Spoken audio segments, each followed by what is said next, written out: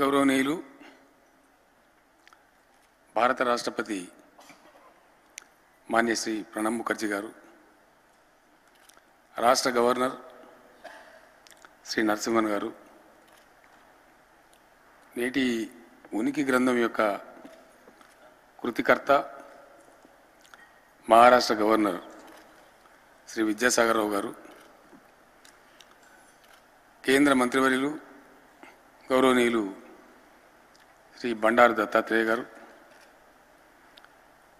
తెలంగాణ శాసనసభ ప్రతిపక్ష నాయకులు సీనియర్ నాయకులు గౌరవనీయులు జానారెడ్డి గారు, ప్రతిమా ఫౌండేషన్ అధ్యక్షులు మిత్రులు శ్రీనివాసరావు గారు, సభలో హాజరైనటువంటి విజ్ఞులందరికీ నమస్సమాంజలు. విద్యాసాగర్ రావు గారికి ముందుగా నా ధన్యవాదాలు. వారి జీవితకాలం అంతా రాజకీయ అనుభవాలు, పోరాట అనుభవాలు, కుటుంబపరమైనటువంటి అనుభవాలు, సిద్ధాంతాల ఘర్షణలకు సంబంధించినటువంటి అనుభవాలతో కూడిన వ్యాసాలు వారు గతంలో ప్రచురింపబడిన వాటన్నిటినీ ఒక సంకలనంగా కూర్చి పుస్తక రూపంలో వెలువరించి దాన్ని ఆవిష్కరించి భారత రాష్ట్రపతి గారికి తొలి కాపీ అందించేటువంటి అవకాశాన్ని, అదృష్టాన్ని నాకు కల్పించినందుకు వారికి నేను ముందుగా ధన్యవాదాలు తెలియజేస్తా ఉన్నాను. స్వీకరించినటువంటి రాష్ట్రపతి గారికి కూడా నా తరఫున, విద్యాసాగర్ రావు గారి తరఫున ధన్యవాదాలు తెలియజేస్తా ఉన్నాను. విద్యాసాగర్ రావు గారు ఒక విలక్షణమైనటువంటి రాజకీయ నాయకుడు.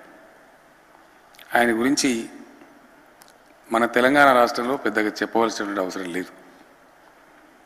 ఒక విషయంలో అధికారం పరమావధిగా కాకుండా తాను నమ్ముకున్న సిద్ధాంతం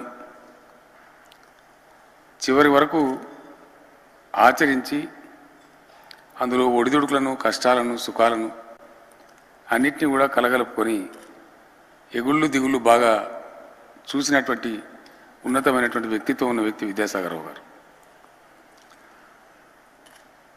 విద్యాసాగర్ రావు గారిని చూస్తే వారి వయసు 70 సంవత్సరాలు మనకు అనిపించదు. ఇందాక నేను అడిగితే మీ వయసు ఎంత అని అడిగారు నన్ను. నేను వయసు అడిగినా అని చెప్పి నేను ఇంటెలిజెంట్గా వారి వయసు ఇక్కడ చెప్పలేదు.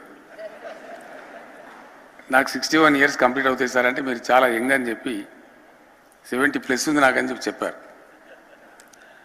కానీ వారు అలా కనిపించరు. చాలా చలాకీగా, హుషారుగా, ఎట్లాంటి సమస్య ఉన్నా కూడా దాన్ని చిరునవ్వుతో స్వీకరిస్తూ ముందుకు సాగిపోయే తత్వం. సందర్భంలో కూడా చాలా దగ్గరగా, క్లోజ్గా వారితో కలిసి పనిచేసేటువంటి అవకాశం నాకు కలిగింది. పెద్దలు దత్తాత్రేయ గారు, నేను, విద్యాసాగర్ రావు గారు, అనేక సందర్భాల్లో జానారెడ్డి గారు ఈ రాష్ట్ర సాధన కోసం జరిగినటువంటి పోరాటంలో చాలా సందర్భాల్లో కలిసి అభిప్రాయాలు పంచుకోవటం, పోరాటాలు చేయటం అదంతా కూడా జరిగింది. విద్యాసాగర్ రావు గారి ఉనికి డెఫినెట్గా ఈ ఉనికి అనే పదం తెలంగాణ రాష్ట్రానికి, తెలంగాణ అస్తిత్వానికి చాలా బాగా అన్వయించేటువంటి విషయం. ఆల్మోస్ట్ 6 దశాబ్దాలు తెలంగాణ సమాజం స్ట్రగుల్ చేసిందే తన ఉనికి కోసం. ఉనికి అనే దాంట్లో ఉండేటువంటి ఆ గరిమ, దానికోసం ఎవరైనా సరే జీవితంలో పడేటువంటి తపన, తన ఉనికిని చాటుకోవాలి చేసేటువంటి ప్రయత్నాలు మనకు చాలా పుష్కలంగా పుంకాలు కనిపిస్తూ ఉంటాయి. ఎవరి ఉనికిని వారు చాటుకోవాలని చెప్పి తన ఉనికిని గుర్తింపబడేటట్టు చేసుకోవాలనే ప్రయత్నం చాలామంది చేస్తూ ఉంటారు. తెలంగాణ సమాజం కూడా అట్లాగే ఉద్యమించింది. తెలంగాణ రాష్ట్రం బిల్లు పాస్ అయిన తర్వాత గౌరవ సూచకంగా నేను రాష్ట్రపతి గారి దగ్గరికి వెళ్ళి ప్రణబ్ ముఖర్జీ గారి ఆశీస్సులు తీసుకున్నాను. ఎందుకంటే వారికి తెలంగాణ ఆంధ్రప్రదేశ్లో మర్జర్ అయినప్పటి నుంచి చివరికి విడిపోయేటంత వరకు కూడా జరిగిన మొత్తం యావత్తు చరిత్రకు వారు సాక్షిభూతంగా నిలిచినటువంటి వ్యక్తి. వారు ఒకటే మాట అన్నారు, Chandrasekhar, whenever I see, I only remember one thing. There was a professor in Iran whenever Britishers used to ask that professor, what do you want? He always used to say nothing else but freedom of my country.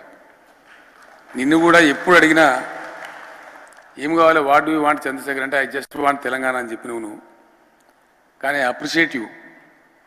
డెఫినెట్గా మనుషులు చాలామంది చాలా విషయాల కోసం struggle చేస్తారు, కానీ నువ్వు బతికున్నప్పుడే దాన్ని సాధించి చూడగలుగుతున్నావు, నీ సొంత కళతో చూడగలుగుతున్నావు, నువ్వు ధన్యజీవి అని చెప్పి వారు ఆశీర్వదించారు. వారి మీద ఉన్నటువంటి ప్రేమతోని అప్పుడు మేము ప్రణబ్ద అని పిలిచేవాళ్ళం. whenever I came across Pranabda, I always touch his feet and seek his blessings because he is one of the tallest personalities of the country. వారితో ఉండేటువంటి అనుభవాలు ఏ విషయాన్ని అడిగినా కూడా, ఏ సందర్భాన్ని అడిగినా కూడా 2, 3, 4 దశాబ్దాల కింద విషయాలు కూడా ఒక కంప్యూటర్ బటన్ నొక్కితే ఎట్లా వస్తుందో అంత బాగా చెప్పగలిగినటువంటి సమర్థులు వారితో పంచుకోగలిగేటువంటి అదృష్టం నాకు చాలా సందర్భాల్లో దొరికింది. చాలాసార్లు చెప్పేవారు, నీకు కొంచెం ఆవేశం పాలు ఎక్కువ, కొంచెం ఓపిక పట్టు, తప్పకుండా నీ ప్రయత్నం ఫలిస్తుంది, తొందరపాటు పనికిరాదు, ఇది చాలా డిప్లొమాటిక్ విషయం అని చెప్పి చాలా అనునయంగా నేను కోపానికి వచ్చినప్పుడల్లా బుజ్జగించేవారు. ఏమైతేనేమి చివరికి తెలంగాణ రాష్ట్ర బిల్లు మీద ప్రణబ్ ముఖర్జీ గారి సంతకం చేయడం, ఇందాక Telangana state has incepted definitely with the golden signature of Shri Pranab Mukherjee గారు. And Telangana history will ever remember the honourable president of India for ever. Vidyasagar Rao గారు ఒక గొప్ప ఫోటోగ్రాఫ్ చూపించారు.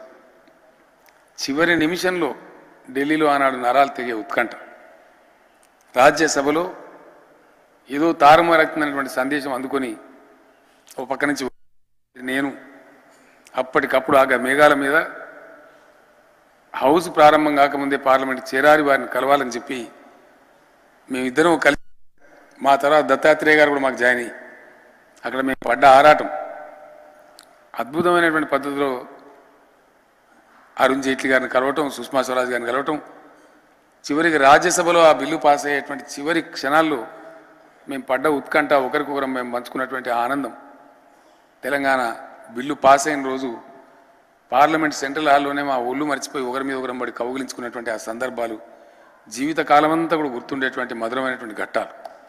ఎందుకంటే ఒక రాష్ట్ర సాధనలో ఎన్నో మలుపులు, ఎన్నో మేలుమలుపులు చూసి చివరికి ఈరోజు తెలంగాణ రాష్ట్రం సాకారమైంది.